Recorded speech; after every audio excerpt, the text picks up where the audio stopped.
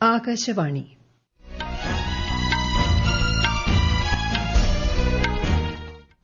നമസ്കാരം. വാർത്തകൾ വായിക്കുന്നത് ബിന്ദു.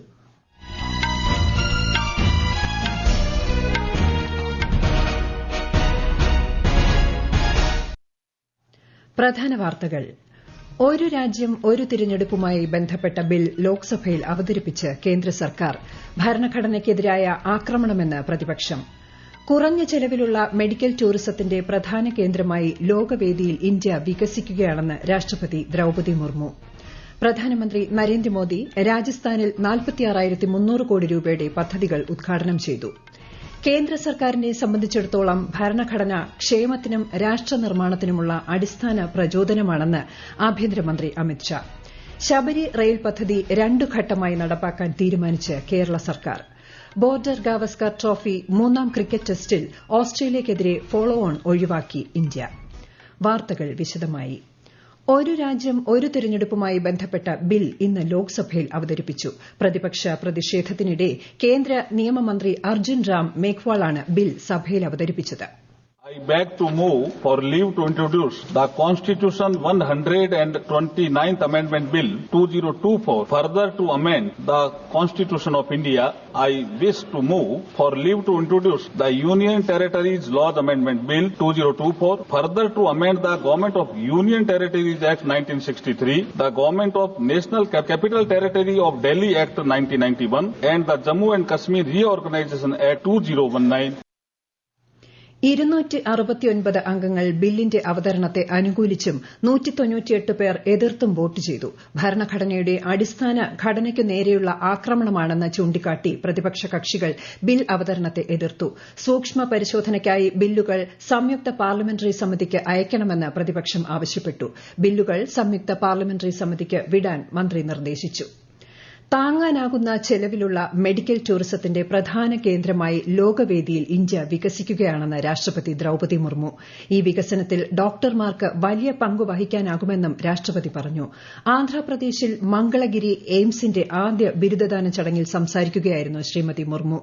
5 ദിവസത്തെ ആന്ധ്രാപ്രദേശ് തെലങ്കാന സന്ദർശനത്തിന്റെ ഭാഗമായാണ് രാഷ്ട്രപതി മംഗളഗിരി എയിംസിലെത്തിയത്. അർമേനിയൻ പ്രസിഡന്റ് അലൻ സിമോനിയൻ ഉപരാഷ്ട്രപതി ജഗ്ദീപ് ധൻകറുമായി ഇന്ന് പാർലമെന്റ് ഹൌസിൽ കൂടിക്കാഴ്ച നടത്തി. ചർച്ച ഉഭയകക്ഷി വ്യാപാരവും ബന്ധവും ശക്തിപ്പെടുത്തേണ്ടതിന്റെ പ്രാധാന്യം അടിവരയിടുന്നതായി ഉപരാഷ്ട്രപതി സമൂഹമാധ്യമത്തിൽ കുറിച്ചു. പ്രധാനമന്ത്രി നരേന്ദ്രമോദി രാജസ്ഥാനിൽ ഊർജ്ജം, റോഡ്, റെയിൽവേ, ജലം എന്നിവയുമായി ബന്ധപ്പെട്ട 46,300 കോടി രൂപയുടെ 24 പദ്ധതികളുടെ ഉദ്ഘാടനവും തറക്കല്ലിടലും നിർവഹിച്ചു. രാജസ്ഥാൻ ഗവൺമെന്റിന്റെ 1ാം വാർഷികാഘോഷ പരിപാടികളുടെ ഭാഗമായാണ് ജയ്പൂരിൽ വിവിധ പദ്ധതികൾക്ക് തുടക്കം കുറിച്ചത്.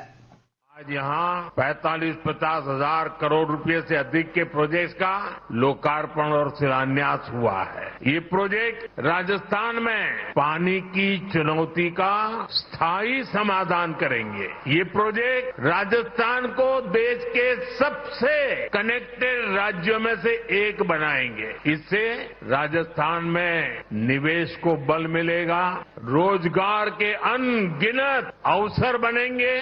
राजस्थान के टूरिज्म को, यहां के किसानों को, मेरे नौजवान साथियों को इससे बहुत फायदा होगा. ഇന്ത്യൻ ഭരണഘടനയുടെ 75ാം വാർഷികത്തോടനുബന്ധിച്ചുള്ള പ്രത്യേക ചർച്ച രാജ്യസഭയിൽ പുരോഗമിക്കുന്നു. കേന്ദ്ര സർക്കാരിന് ഭരണഘടന എന്നത് വെറുമൊരു രേഖയല്ലെന്നും ദരിദ്രരുടെ ക്ഷേമത്തിനും രാഷ്ട്രനിർമ്മാണത്തിനുമായുള്ള അടിസ്ഥാന പ്രചോദനമാണെന്നും കേന്ദ്ര ആഭ്യന്തരമന്ത്രി അമിത്ഷാ പറഞ്ഞു. ശ്രീലങ്കൻ പ്രസിഡന്റ് അനുര കുമാര ദിസനായകെ ബീഹാർ ബോധ്ഗയയിലെ മഹാബോധി ക്ഷേത്രം സന്ദർശിച്ചു. 14 അംഗ പ്രതിനിധി സംഘത്തോടൊപ്പമായിരുന്നു സന്ദർശനം.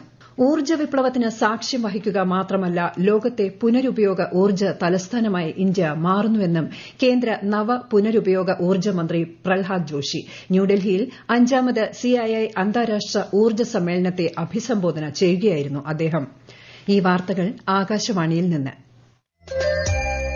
ആകാശവാണി വാർത്തകളും വാർത്താധിഷ്ഠിത പരിപാടികളും All India Radio News Thiruvananthapuram YouTube ചാനലിലും All India Radio News Thiruvananthapuram Facebook പേജിലും AR News_ തിരുവനന്തപുരം ഇൻസ്റ്റഗ്രാം അക്കൌണ്ടിലും AR News_TVM X ഹാൻഡിലും ലഭ്യമാണ്.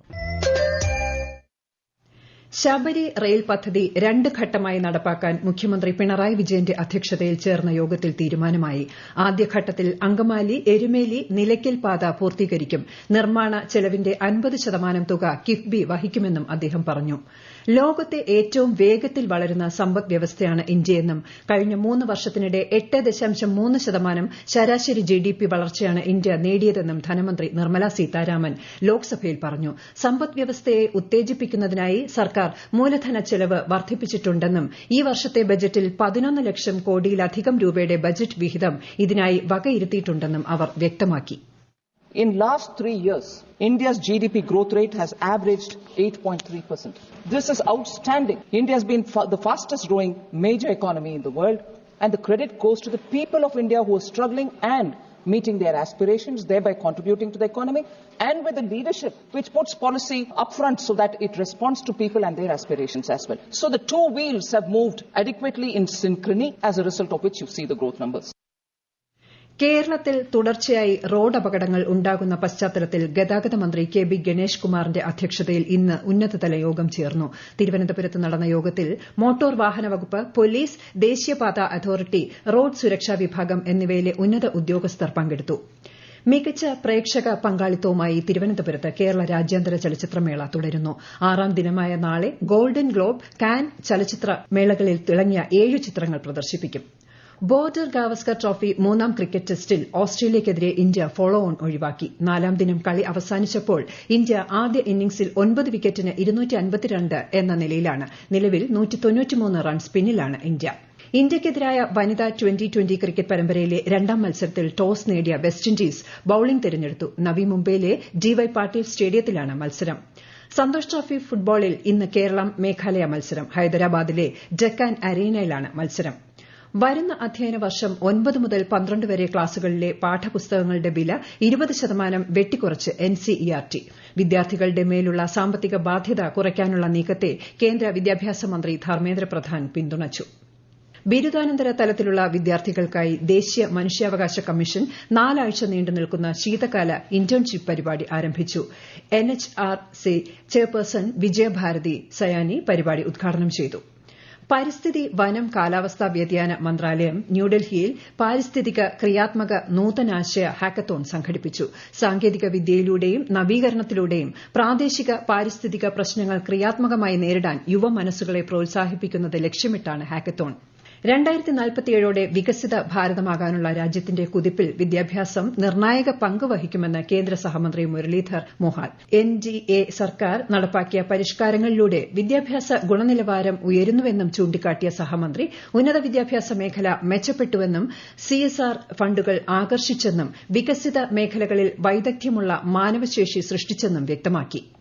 ശ്രീലങ്കയിൽ പാർലമെന്റിന്റെ പുതിയ സ്പീക്കറായി ഡോക്ടർ ജഗത് വിക്രമരത്നെ തെരഞ്ഞെടുക്കപ്പെട്ടു. വിദ്യാഭ്യാസ യോഗ്യത സംബന്ധിച്ച വിവാദങ്ങൾക്കൊടുവിൽ ഈ മാസം 13-ന് അശോക റൺവാല രാജിവച്ചതിനെ തുടർന്നാണ് പുതിയ സ്പീക്കറെ നിയമിച്ചത്. ബംഗ്ലാദേശിൽ പാർലമെന്റ് തെരഞ്ഞെടുപ്പ് നടത്തുന്നതിനുള്ള കക്ഷിയേതര കാവൽ സർക്കാർ സംവിധാനത്തിന്റെ ഭരണഘടനാ വ്യവസ്ഥ ഹൈക്കോടതി പുനഃസ്ഥാപിച്ചു. കാവൽ സർക്കാരിനെ റദ്ദ് ചെയ്യുന്ന ബംഗ്ലാദേശ് ഭരണഘടനയുടെ 15ാം ഭേദഗതി ഭരണഘടനയുടെ അടിസ്ഥാന ചട്ടക്കൂടിന് വിരുദ്ധമാണെന്നും ജനാധിപത്യ തത്വങ്ങൾക്ക് എതിരാണെന്നും കോടതി നിരീക്ഷിച്ചു. ഇന്ത്യൻ മഹാസമുദ്രത്തിലെ ഫ്രഞ്ച് പ്രവിശ്യയായ മയോട്ടിൽ കനത്ത നാശം വിതച്ച ചിഡോ ചുഴലിക്കാറ്റിൽ 22 മരണം. മരണസംഖ്യ 1000 കടന്നേക്കുമെന്ന് അധികൃതർ അറിയിച്ചു. മയോട്ടിലെ ദുരിതത്തിൽ പ്രധാനമന്ത്രി നരേന്ദ്രമോദി ദുഃഖം രേഖപ്പെടുത്തി. സാധ്യമായ എല്ലാ സഹായവും നൽകാൻ തയ്യാറാണെന്നും അദ്ദേഹം സമൂഹമാധ്യമത്തിൽ കുറിച്ചു. ഇന്ന് മോസ്കോയിൽ നടന്ന ബോംബ് സ്ഫോടനത്തിൽ റഷ്യൻ ആണവ സംരക്ഷണ സേനയുടെ ചുമതലയുള്ള സൈനിക ജനറൽ ഇഗോർ കിറില്ലോവ് കൊല്ലപ്പെട്ടു. യുക്രൈൻ സുരക്ഷാ വിഭാഗം ആക്രമണത്തിന്റെ ഉത്തരവാദിത്തം ഏറ്റെടുത്തു. പ്രധാന വാർത്തകൾ വീണ്ടും. ഒരു രാജ്യം ഒരു തെരഞ്ഞെടുപ്പുമായി ബന്ധപ്പെട്ട ബിൽ ലോക്സഭയിൽ അവതരിപ്പിച്ച് കേന്ദ്ര സർക്കാർ. ഭരണഘടനയ്ക്കെതിരായ ആക്രമണമെന്ന് പ്രതിപക്ഷം. കുറഞ്ഞ ചെലവിലുള്ള മെഡിക്കൽ ടൂറിസത്തിന്റെ പ്രധാന കേന്ദ്രമായി ലോകവേദിയിൽ ഇന്ത്യ വികസിക്കുകയാണെന്ന് രാഷ്ട്രപതി ദ്രൌപദി മുർമു. പ്രധാനമന്ത്രി നരേന്ദ്രമോദി രാജസ്ഥാനിൽ 46,300 കോടി രൂപയുടെ പദ്ധതികൾ ഉദ്ഘാടനം ചെയ്തു. കേന്ദ്ര സർക്കാരിനെ സംബന്ധിച്ചിടത്തോളം ഭരണഘടന ക്ഷേമത്തിനും രാഷ്ട്രനിർമ്മാണത്തിനുമുള്ള അടിസ്ഥാന പ്രചോദനമാണെന്ന് ആഭ്യന്തരമന്ത്രി അമിത്ഷാ. ശബരി റെയിൽ പദ്ധതി 2 ഘട്ടമായി നടപ്പാക്കാൻ തീരുമാനിച്ച് കേരള സർക്കാർ. ബോർഡർ ഗാവസ്കർ ട്രോഫി 3ാം ക്രിക്കറ്റ് ടെസ്റ്റിൽ ഓസ്ട്രേലിയയ്ക്കെതിരെ ഫോളോ ഓൺ ഒഴിവാക്കി ഇന്ത്യ. വാർത്തകൾ കഴിഞ്ഞു. അടുത്ത വാർത്താ പ്രക്ഷേപണം 8:35-ന്.